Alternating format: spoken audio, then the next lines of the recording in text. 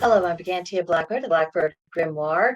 Good morning to all the ghouls out there. This is Wednesday, October 2nd, 2024, the 11th Libra, and the daily forecast. It is also the day of the zombie. Now, the reason why I chose zombies as our mascot for today is because they are just the antithesis of everything that the day of Mercury is supposed to be about. You know, the ease of travel, the ease of communication, doing things in a more precise way. That is everything that zombies are not, right down to their use of brains, which, for the mercurial energy, it's all about making use of the brains inside your head. And for the zombies, of course, it is about devouring the brains of others as a food substance. They are not even trying to absorb knowledge. It's a very twisted, scary thing. So that's why I thought they would be ideal for today. Now we have a new moon in Libra today. The energy for this new Libra moon is very social, loving, balanced, intelligent. We have the crystal of the rose quartz for that, again, to bring especially emotions into better balance. This should be pretty helpful for anyone who might find themselves struggling just a bit with getting that in aspect of themselves into order. Then going forward, we have this brand new cycle. We have new relationships that can be nurtured, emotional reset, clarity. Essentially, if you're needing to just get yourself back to zero, new moon in Libra is your moon.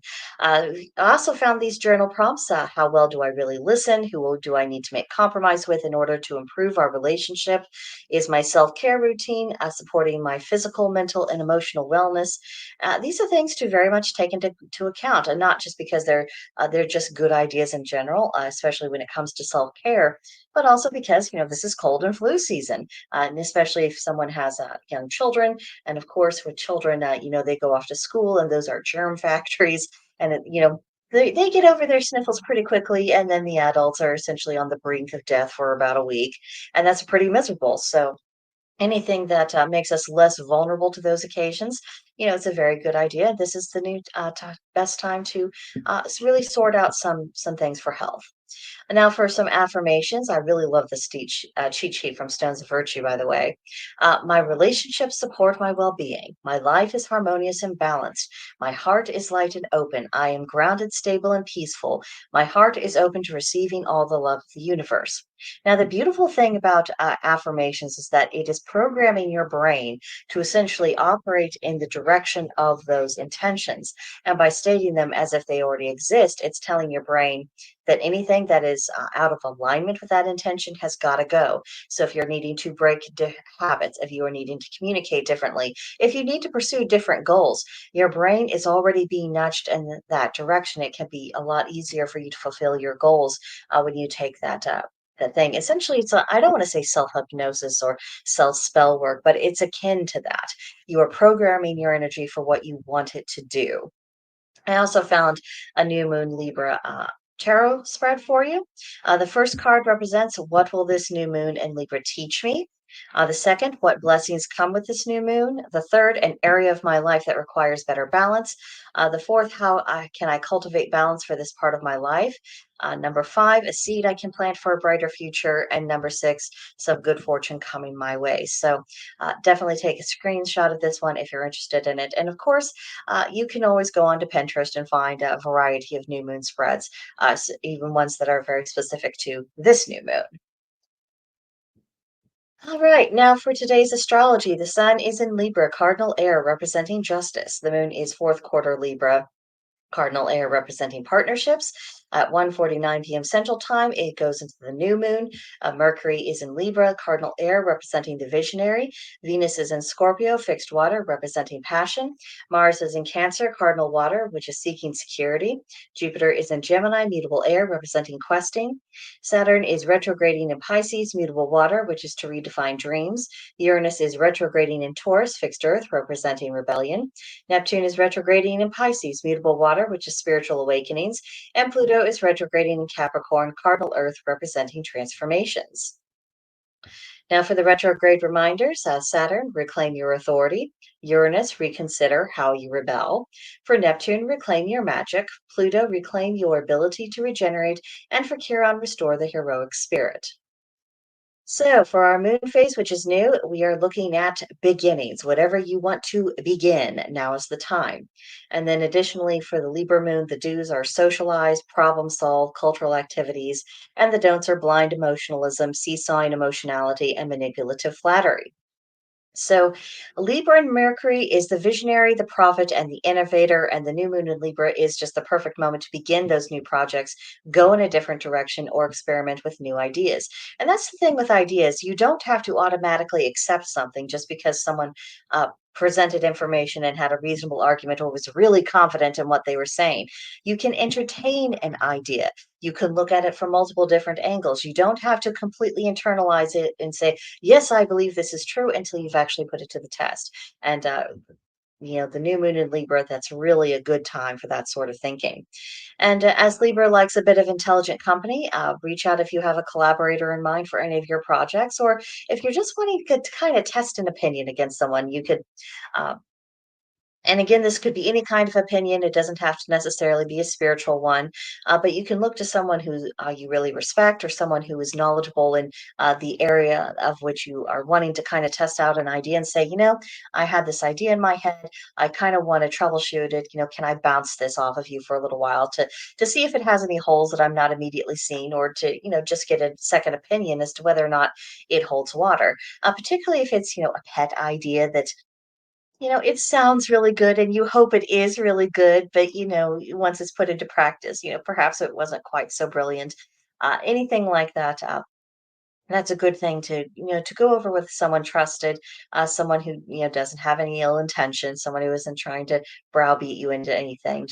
It's just good sometimes to get another opinion. Next up, our Halloween tarot is the Ten of Ghosts.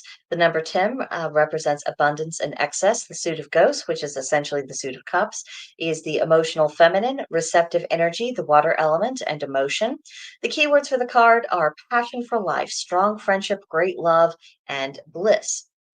So this is definitely a moment to be appreciating those blessings, and of course, in conjunction with the new moon, some of those blessings are just the ability to occasionally start over with a fresh slate, even if it's only within your mind. Of taking a moment to say, "Okay, so all this has happened, and here's some good that has come out of it, and now I want to build upon that good." And it's also an opportunity to leave behind the stuff that was, not so good in its outcome, the things that were proven to be rather unwise, ideas that didn't hold water, anything that, essentially is not helping you on the journey forward, or that just does not stand up to scrutiny. That's something to leave behind. And once you do, and you put that in the rear view and say, okay, I'm not feeding any more energy into these things, then have so much more freedom and so much more energy to devote to what has been productive and good in your life, and the possibilities for good that you can create in the future. Then next up, we have today's Celtic triad. It says three things which strengthen the body: lying on a hard bed, cold air, dry food. So we don't always like to think about this, but there is truth in the idea that comfort makes people soft. But a touch of hardship every now and then, a bit of austere living, that can really strengthen people. And the reason why it strengthens them is because it makes them realize what's actually essential, what isn't. To make that distinction between, it's nice to have it versus I have to have it in order to function. And we don't need to become total aesthetics and deny ourselves all earthly pleasures. That isn't healthy either, but we can benefit from choosing the hard road from time to time. We do need challenge. We do need, to exercise those muscles of the soul in order to be in, peak condition, spiritually, mentally, emotionally.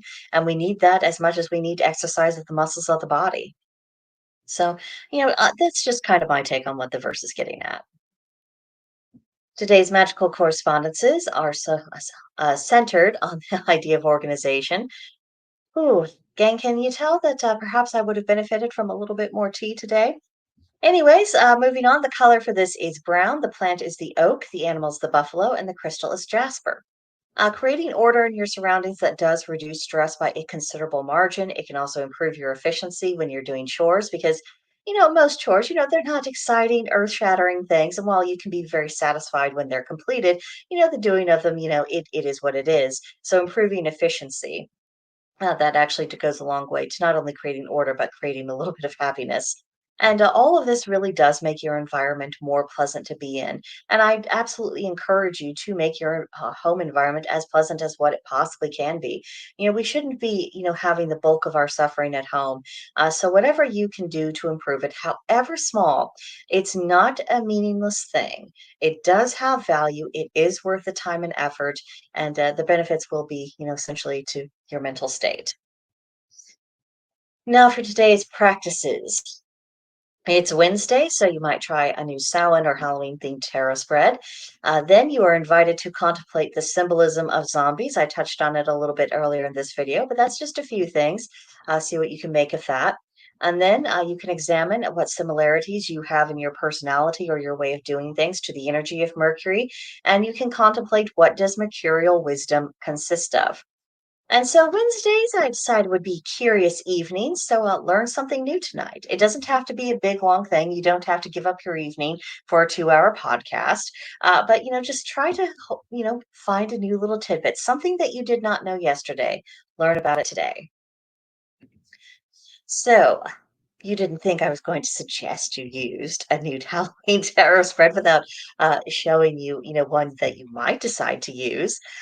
So this one is just 3 cards. You can use it as a trick or treat edition. You could either lie out one card with one set of cards with the intention of looking at the trick, or you might decide you just want to look at the treat, or you could have 2 sets, the trick above, the treat below, just to kind of give you a little heads up on what spooky season will have in store. So on the trick version, the first card represents something that is tricking you. The second is how you are being fooled about it.